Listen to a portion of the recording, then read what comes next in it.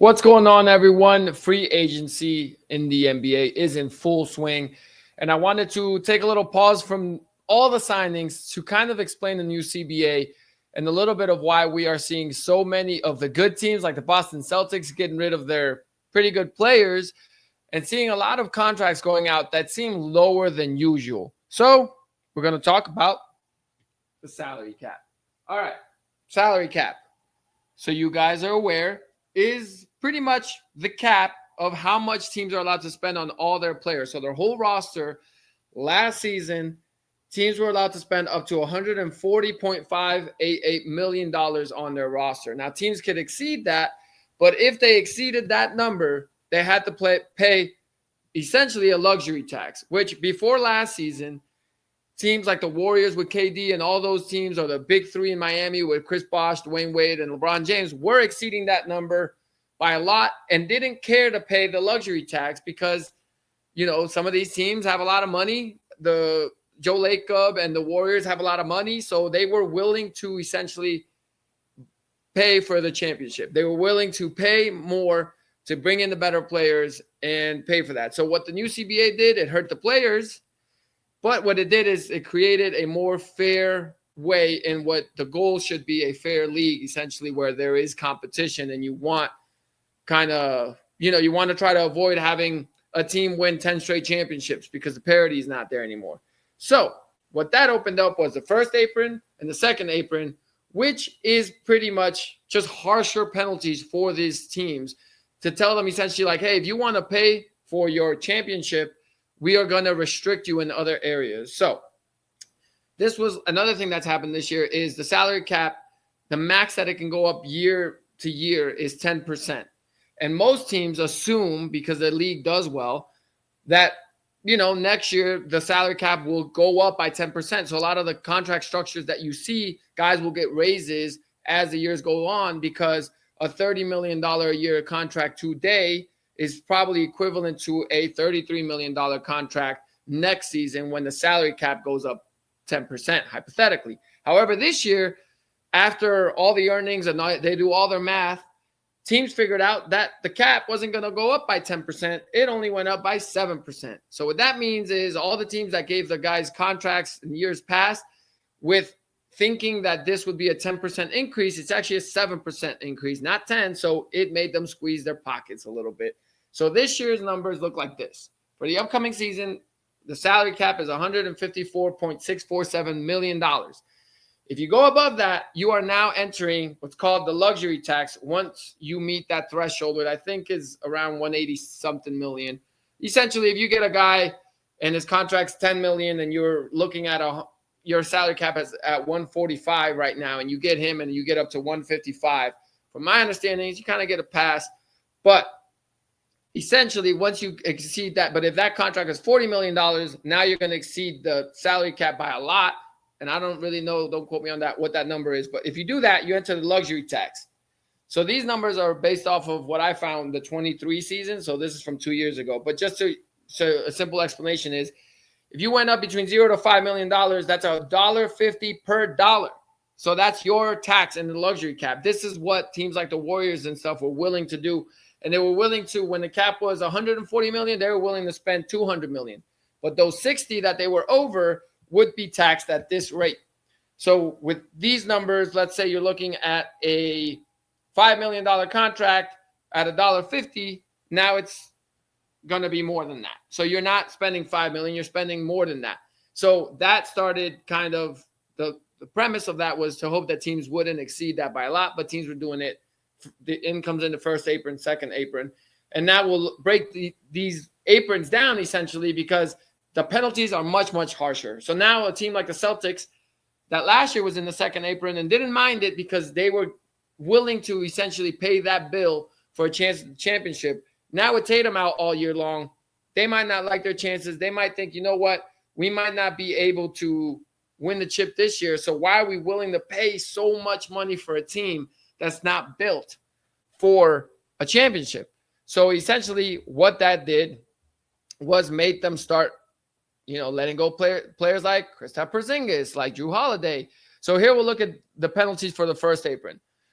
The first apron this from USA Today, teams loses access to sign and trades if the player acquired in the deal keeps the team above the first apron. So you can't do that anymore. If you weren't in the first apron, you could do a sign and trade, and really there was no issue there.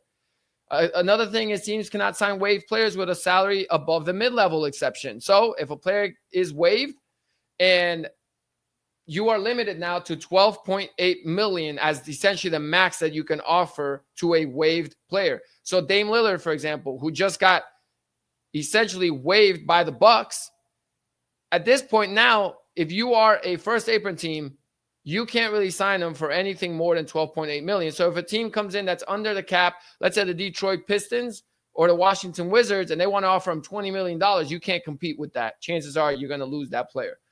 And when trading, teams cannot use more than 100% in salary matching in a trade.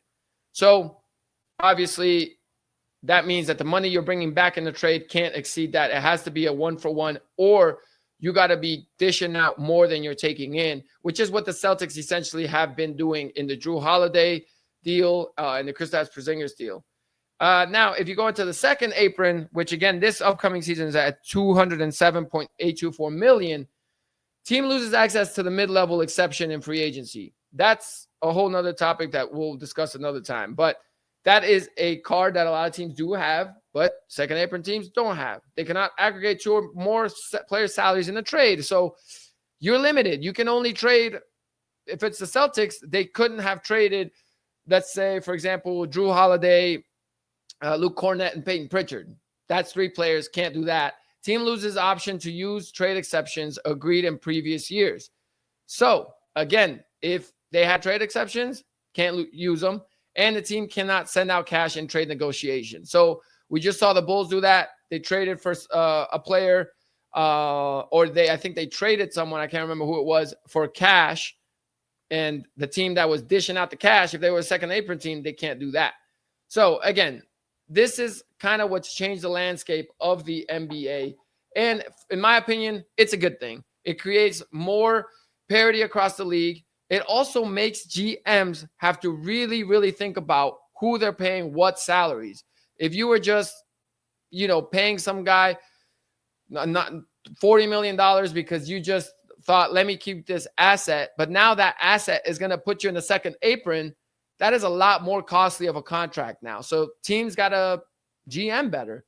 And I enjoy that part of it. I think people might be upset because now you don't get a big three teaming up somewhere or things like that. But at the same time, yeah. So now essentially back in the day, let's say a team like the Miami Heat that had Chris Bosh, Dwayne Wade, LeBron James. If they wanted to pair those kind of caliber players in today's NBA, you're either going to go into the second apron and pay a lot of money for it, and that is your team. You cannot make any changes essentially with all these rules that are penalizing first and second apron teams. But at the same time, if you're a good GM, you're going to think to yourself, man, is Chris Bosh worth the max? Is he the weakest out of those three? We could pay Dwayne Wade the max and LeBron James the max, but do we want to pay Chris Bosh the max? And what that does too is if other teams don't think that Chris Bosh is a number one option, they're probably not going to want to give him the max either, because that is more costly for them now, thinking about how to build around Chris Bosh. So yes, it hurts a player like Chris Bosh because now, for example, he might not be the max player. And this is very early in these changes. So I think as the years go by, let's say right now, if there were 40 max player contracts in the league, I think those are going to go down because the players that you are going to be willing to give the max are going to have to be max quality players. It's going to be the Jokic. SGA, for example, just got the max. If you're OKC, hey, J-Dub, when your time's up, which they're going to probably do so and give him the max, but then that means they're very limited in what contracts they can start giving around them. And that's where you got to be a good GM. And lucky for them, they do have a good GM who has a lot of draft picks, which is cheap contracts, and he drafts well. So if those guys can come in and produce for them like a Kason Wallace, those kind of guys, then you're all right. Then you're good.